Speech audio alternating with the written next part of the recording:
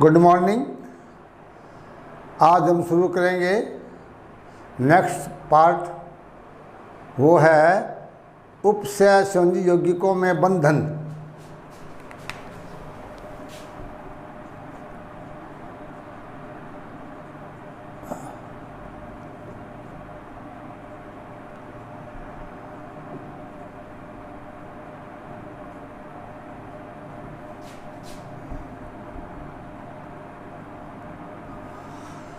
Bonding in coordinate compound.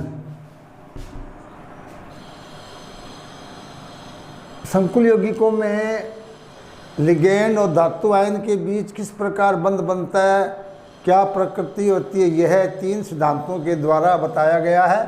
पहला है VBT, दूसरा है CFT और तीसरा है MOT।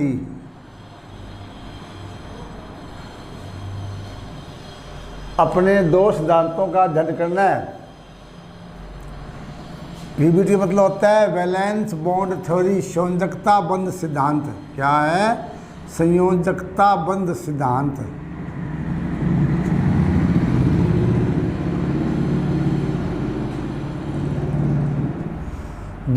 इसे बोलते हैं क्रिस्टल क्षेत्र।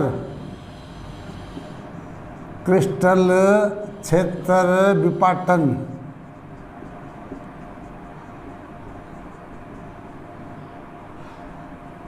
तीसरा अणुकक्षक सिद्धांत, जो हमारे पाठ्यक्रम में नहीं है। पहला हम लेंगे संयोजकता बंध सिद्धांत। इसकी 4-5 बातें हैं। यह सिद्धांत दिया गया था पोलिंग द्वारा और ये दिया गया बेथे द्वारा। तो दोनों सिद्धांत पाठ्यक्रम में है। याद रखेंगे कि संयोजकता बंध सिद्धांत दिया गया पोलिंग नामक वैज्ञानिक द्वारा और क्रिस्टल सिद्धांत दिया गया बेथे द्वारा। अब इन सिद्धांतों को करने से पूर्व में धातु के विन्यास के बारे में जानकारी होनी चाहिए। उसी के आधार पर सिद्धांत समझ पाएंगे। कैसे? जैसे Ni का 28 होता है Z, तो इसमें इसका विन्यास क्या हो जाएगा? Ar3D8 4s2। और चूंकि ये इलेक्ट्रॉन त्याग कर धनायन की स्थिति में संकुल यौगिक बनाते हैं, हमारे Ni 2 इलेक्ट्रॉन त्यागता है, तो क्या बन जाएगा? Ni+2। यहाँ क्या आ जाएगा? Ar3D8 4s0। यहाँ और यहाँ 4p0 होता है और 4d भी, क्योंकि संकुल यौगिक निर्माण के लिए हमें क्या चाहिए? रिक्त कक्षक चाहिए। कैसे? इसका विन्यास कैसे बनाएंगे हम? इस प्रकार।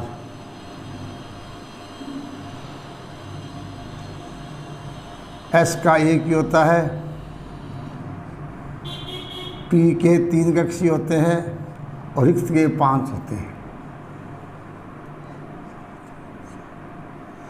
ये हो गया 3D 4s 4p 4d। पहले क्या एक इलेक्ट्रॉन से भरा जाता है, ये 5 हो गए। इसके बाद में 6, 7 और 8। अब क्या है? अगर लिगेंड क्या है? प्रबल क्षेत्र है, तो इनका युग्मन हो जाता है। अभी बताएंगे। लिगेंड 2 प्रकार के, एक होता है प्रबल क्षेत्र लिगेंड, एक होता है दुर्बल क्षेत्र लिगेंड। प्रबल क्षेत्र लिगेंड क्या करते हैं? डी इलेक्ट्रॉन का युग्मन कर देते हैं। जिसका अगर इलेक्ट्रॉन युग्मन करते हैं तो क्या बन जाएगा हमारे पास?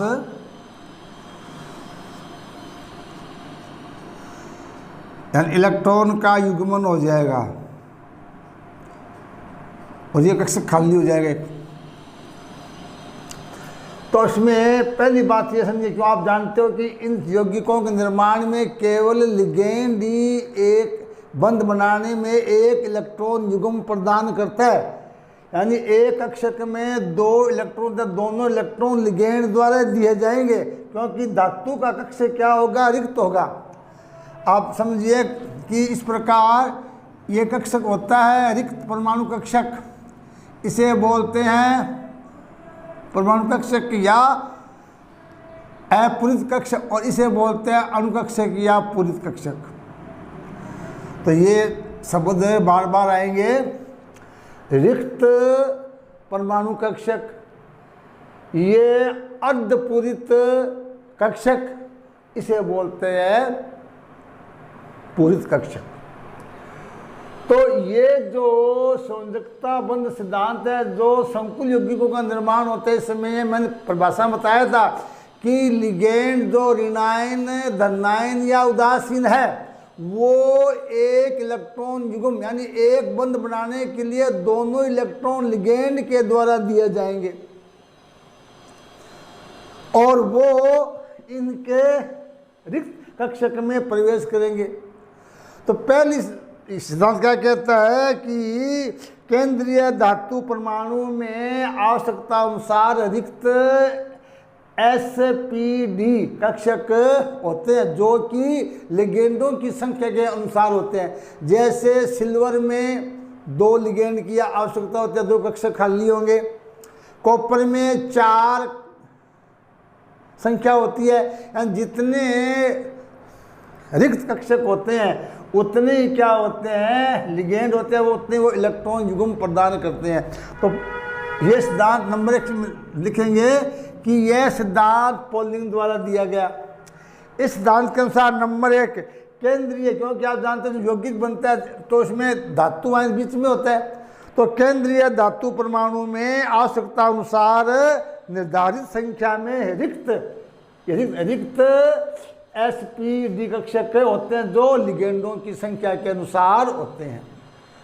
फिर नंबर 2, ये जो रिक्त, जैसे ये 3d का है, ये 4s का है, ये 3 ये p का है, कहता है ये जो रिक्त कक्षक है ये आपस में क्या करते हैं, संकरण करते हैं, क्योंकि इनकी लगभग ऊर्जा समान होती है। अब संकलन कैसे, जैसे sp3d हो गया या dsp2 हो गया, d आंतरिक भाग ले सकता है। सेकंड बात क्या कहता है कि धातु आयन के ये रिक्त कक्षक है वो लगभग समान ऊर्जा के होने के कारण ये आपस में संतुलित हो जाते हैं। अगर आंतरिक डी कक्षक होता है तो डी पहले आ जाएगा, अगर बाह्य डी कक्षक है तो डी बाद में आ जाएगा। यानी ये लगभग समान ऊर्जा के होने के कारण इनमें संकरण हो जाता है। 2 बात, थर्ड बात क्या कहता है कि ये जो जैसे ये कौन सा बन गया, sp3d_sp3 संकरण हो गया। अब क्या इसमें 5 कक्षक समान है और पांचों में एक भी इलेक्ट्रॉन नहीं है। यहाँ क्या है, जो लिगेंड है वो क्या है, 2 इलेक्ट्रॉन देगा इस प्रकार। यानी ये जो इलेक्ट्रॉन इसमें भरेंगे वो लिगेंड के द्वारा दिए जाएंगे। यानी कि इसमें लिगेंड के जो कक्षक है वो इसमें इलेक्ट्रॉन देकर अतिव्यापन करते हैं, इलेक्ट्रॉन देकर क्या बनाते हैं, बंध बनाते हैं। तो तीसरी बात क्या कहता है कि ये संकलित कक्षक लिगेंडों के उन कक्षकों के साथ अतिव्यापन करते हुए इलेक्ट्रॉन युग्म ग्रहण करके बंध बना लेते हैं। जैसे Fe में CO होता है, कार्बन मोनोऑक्साइड, ये 5 CO जो हर एक में C होता है वो 2 इलेक्ट्रॉन देता है। ये इलेक्ट्रॉन किसी में आ जाएंगे, यहाँ आ जाएंगे। अब क्या है, इस प्रकार ये Fe को घेर लेंगे, CO CO CO CO CO, ये इसकी, यानी ये क्या है, इलेक्ट्रॉन इसको दे देंगे ऐसे। ये केंद्रीय धातु आयन है, इसके पहले 5 कक्षक खाली थे। इन खाली कक्षकों को इस CO ने, इस CO के 2 इलेक्ट्रॉन इसमें दे दिए गए और 5 क्या बन गए, उपसंयोजी बंध बन गए और आकृति क्या बनेगी, त्रिकोणीय द्विपिरामिडी।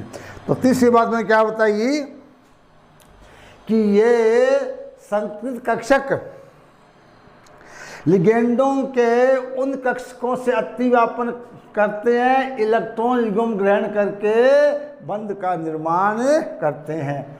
और चौथी बात वो ये कहता है कि यदि संकरण में धातु के आंतरिक n-1 दिकक्षक भाग लेता है तो संकुल क्या कहलाता है, निम्न चक्रण, निम्न चक्रण संकुल। और यदि बाह्य कक्षक भाग लेता है, बाह्य यानी कि Nd, तो मिलता है उच्च चक्रण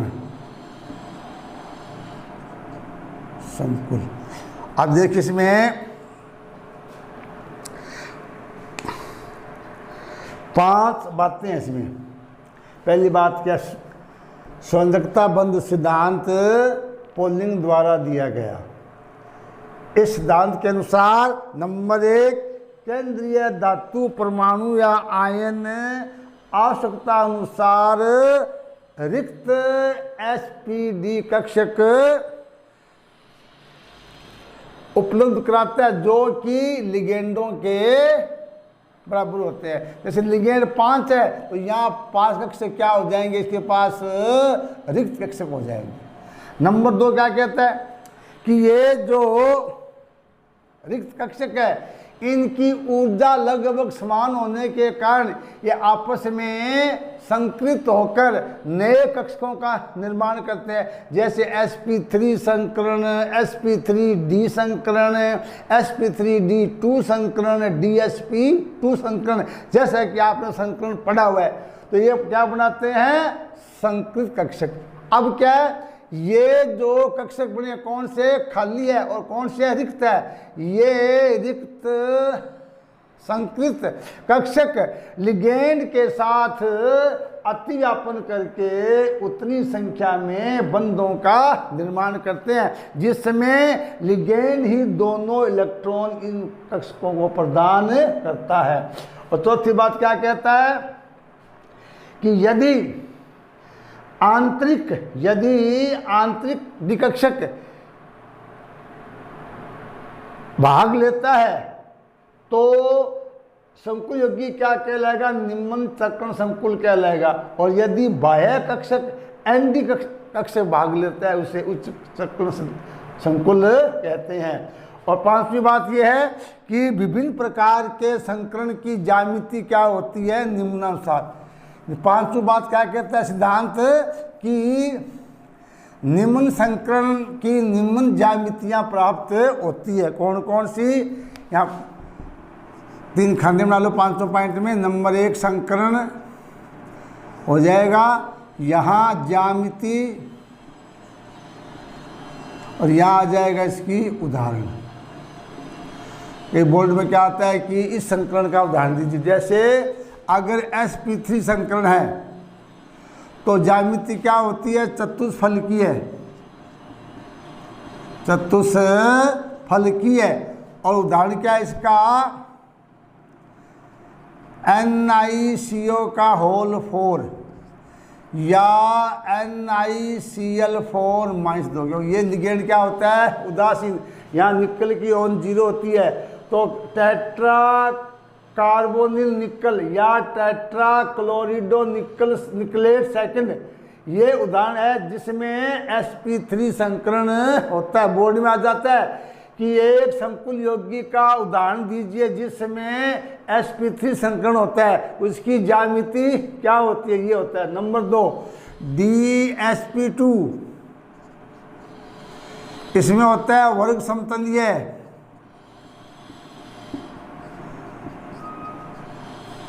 इसका उदाहरण है निकल टेट्रासाइनो निकलेट, ये उदाहरण क्या, वर्ग समतलीय है। तीसरा है dsp3 त्रिकोण द्विपिरामिडी,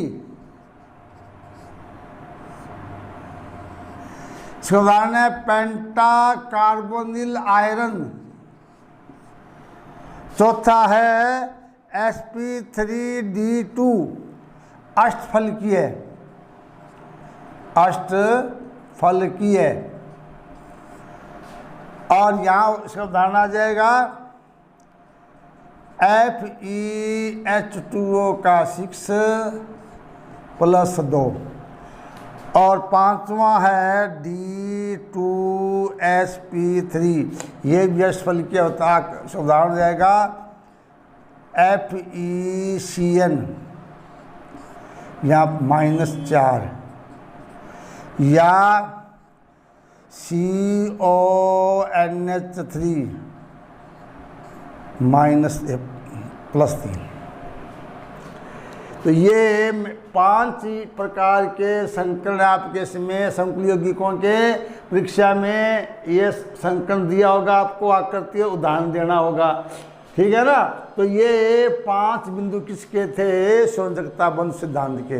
ये 5 आपके बुक में दिए हुए हैं, ये 5 सिद्धांत हैं। खास बात यहाँ वैसे सिद्धांत नहीं पूछते हैं, इसमें बीच में उठाकर पूछते हैं क्वेश्चन। जैसे ये पूछ लिया, या 2 शब्द है निम्न चक्रण संकुल और उच्च चक्रण संकुल। निम्न चक्रण संकुल का मतलब ये होता है कि संकुल यौगिक के निर्माण में यदि केंद्रीय धातु आयन का आंतरिक डी कक्षक n-1 डी कक्षक भाग ले तो वो निम्न चक्रण संकुल होता है। और यदि संकरण में धातु का बाह्य डी कक्षक n डी कक्षक भाग ले, उसे क्या बोलते हैं? बाह्य उच्च चक्रण संकुल। ये थी 5 बातें संयोजकता बंध सिद्धांत की। सिद्धांत के आधार पर 4 संकुल यौगिक है, उनके बारे में आ जाता है। क्या आ जाता है? उसमें से 8-7 बिंदु में 2 पॉइंट आ जाते हैं। पहले मैं पॉइंट लिखता हूँ, क्या पूछ सकता है आपको परीक्षा में? ऐसे यौगिक दिए जैसे NiCN -2, NiCl4 -2,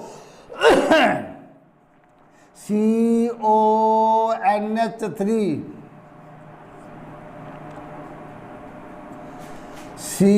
COF6। इन 4 में से एक दिया होगा। पूछेगा इस संकुल का IUPAC नाम, धातु की आकर्षण संख्या, चुंबकीय गुण, रंगीन है रंगहीन, लिगेंड का प्रकार, संकरण का प्रकार, ये पूछेंगे। इसमें क्या पूछेंगे? नंबर 1 पूछेगा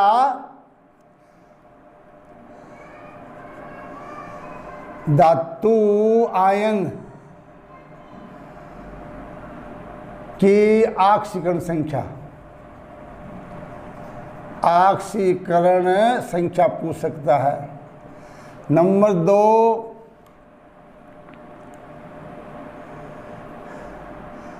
आयन का IUPAC नाम,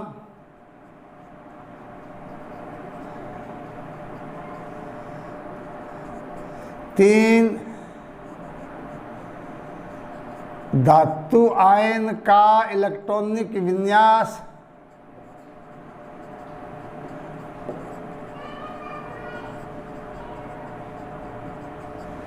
4 संकरण का प्रकार,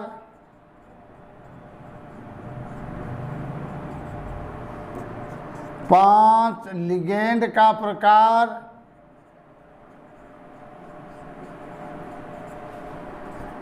6 संकुल का प्रकार,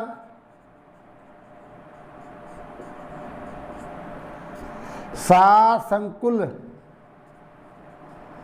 की प्रकृति चुंबकीय या प्रतिचुंबकीय, 8 संकुल का रंग, और 9 उपसह संयोजी संख्या, उपसह संयोजी संख्या और 10वां है इसकी ज्यामिति।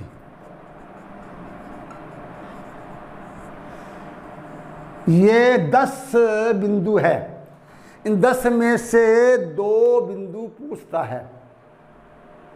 एक तो ये ज्यामिति पूछ लेते हैं कितनी उप से संख्या है, लिगेंड का प्रकार कौन सा है, संकुल कौन सा है, धातु आयन का विन्यास, धातु की आक्सीकरण संख्या।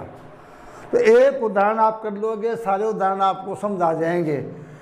पहले क्या हमें लेना है, NiCN4। पहले हम क्या लेंगे, NiCN4। एक बात और याद रखो कि इसमें संकरण निर्भर करता है लिगेंड के प्रकार पर। तो ध्यान रखना, लिगेंड 2 प्रकार के होते हैं। एक होते हैं प्रबल क्षेत्र, प्रबल क्षेत्र लिगेंड। अब इसका उदाहरण में आना चाहिए, जैसे COCN-NH3, ये 3 याद कर लो।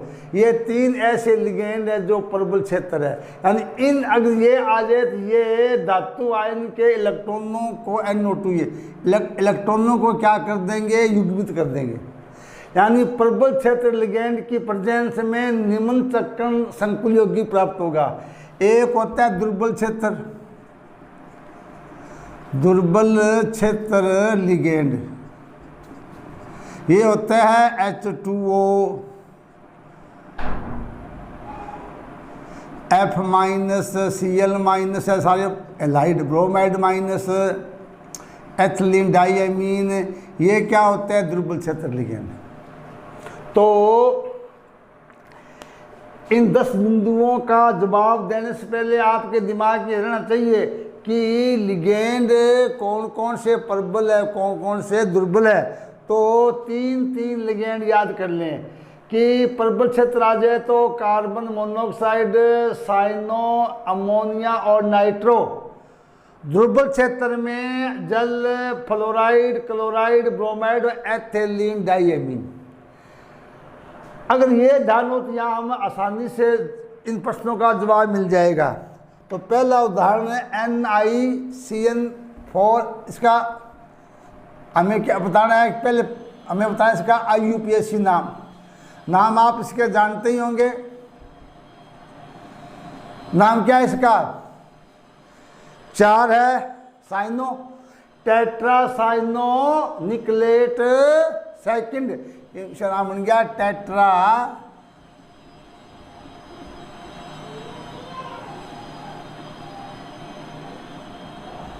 Cyano, tetracyano nickelate second. Ion में नेगेटिव है, क्या आएगा, आयन। तो अगर इनका नाम आ जाए IUPAC में तो टेट्रासाइनो निकलेट सेकंड आयन। अब पूछते हैं धातु आयन की ऑक्सीजन संख्या। आप जानते हैं कि Ni का एटॉमिक नंबर क्या होता है, 28। Z कितना होता है इसका, 28 होता है। पहले आप Ni का विन्यास बना लीजिए। ये क्या होगा, Ar3D8 4s2 4p0, ये निकल का विन्यास है। और चूंकि यहाँ क्या निकल +2, कैसे आप जानते हो, Cn का -7 होता है। तो -7 4 में दोगे 2, तो 2 तो गए बराबर, ऊपर क्या आ गया, -2, इसलिए यहाँ Ni+2 है। पूछते हैं यौगिक में धातु की ओर क्या है, +2, तो ये क्या आ जाएगा इसका, Ar3D8 4s0 4p0। इसको ऐसे इसको आप ऐसे D में इलेक्ट्रॉन दिखाएंगे भी, विन्यास में पूछता है कि इसका इलेक्ट्रॉनिक विन्यास।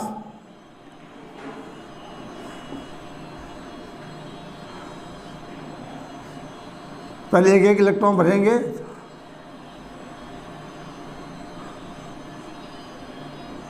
ये है। अगर Ni+2 की ऑक्सीजन अवस्था पूछ लें तो +2 आ जाएगी। इसका इलेक्ट्रॉनिक विन्यास पूछ ले, ये विन्यास बन जाएगा। ये किसका है? 3D8 है, 4s0 4pb0। ये किसका विन्यास हो गया? धातु आयन का। अब पूछ रहा है संकरण का प्रकार, लिगेंड का प्रकार। अब चूंकि Ni के साथ लिगेंड कौन सा है? Cn है। लिगेंड कौन सा है? Cn है। तो Cn लिगेंड प्रबल क्षेत्र का होने के कारण यह धातु के d इलेक्ट्रॉन का क्या कर देता है? युग्मन। या लिखेंगे चूंकि Cn एक प्रबल क्षेत्र लिगेंड है, प्रबल क्षेत्र लिगेंड है जो धातु आयन के 3D कक्ष के इलेक्ट्रॉन को क्या कर देता है? युग्मन। कि Cn, ये बात देनी है, Cn- एक प्रबल क्षेत्र लिगेंड है जो धातु आयन के 3D इलेक्ट्रॉन का युग्मन कर देता है। अब इसका युग्मन कर दीजिए।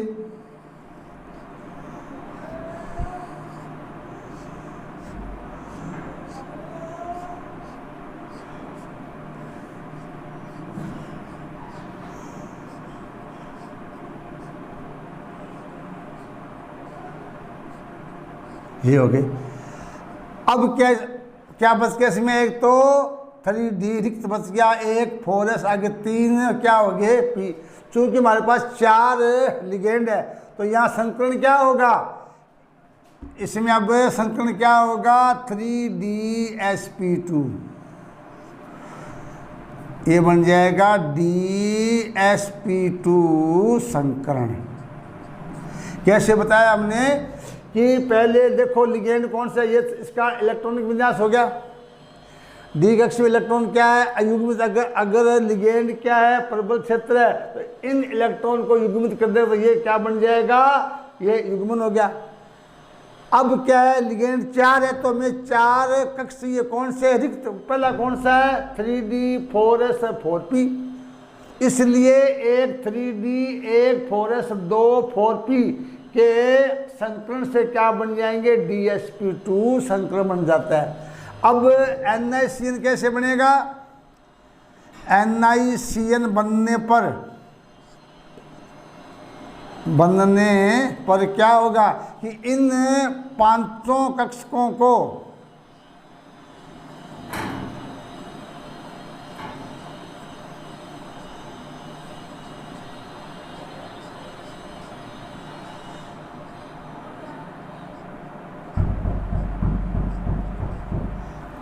ये जो Cn है इसमें एक एक युग्म होता है, वो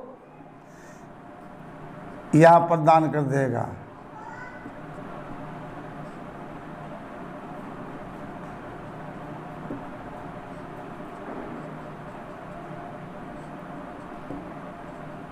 ये है, यानी कि DsP2 चारों कक्षकों में Cn के 4 दाता, Cn के 4 अणुओं के दाता परमाणु C एक एक इलेक्ट्रॉन युग्म देकर NiCN और यौगिक का निर्माण कर देते हैं। और ज्यामिति क्या बन जाएगी? वर्ग समतलीय। ये इसकी ज्यामिति बन जाएगी।